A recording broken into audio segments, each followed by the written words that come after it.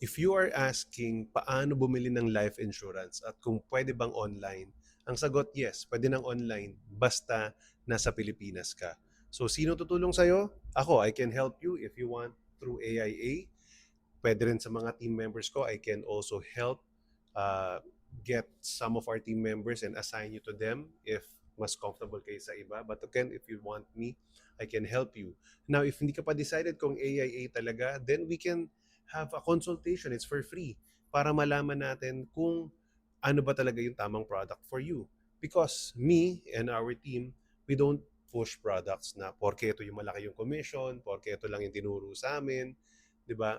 We make sure na we offer the right products for our clients. So, ang tanong lang naman yan simple, 'di ba? Ang pagbili ng life insurance kasi is long-term goals. So, pagdating sa long-term goals, meron tayong four pillars. Life insurance ba in case of death kung breadwinner ka? Health insurance ba? Single man or may anak or wala, may asawa o wala pa, bata ba 'yan? Kailangan nun. Education funding for your kids in the future, for their education. Guaranteed dyan na gagasusan mo. So might as well magsimula ka na mag-ipon ngayon. And of course, number four, retirement. Lahat tayo magre-retire. Sana pag nag-retire tayo, hindi tayo maging pabigat sa ibang tao, sa mga anak natin. So, may product bawat goal mo.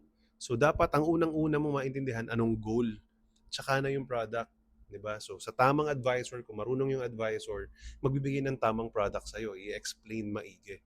Pero hindi pwedeng i-push yung product just because gusto mo lang bumili ng insurance, just because gusto mo lang mag-invest, just because gusto mo lang mag-save. That's a good intention. Pero dapat alamin ng advisor mo kung ano talaga yung goal. At pag na klaro na yung goal, may enough budget ka na feel mo na yung need, and then madali na yung product. Of course, titignan natin kung yung product pasok sa budget. Sana pasok sa budget, di ba?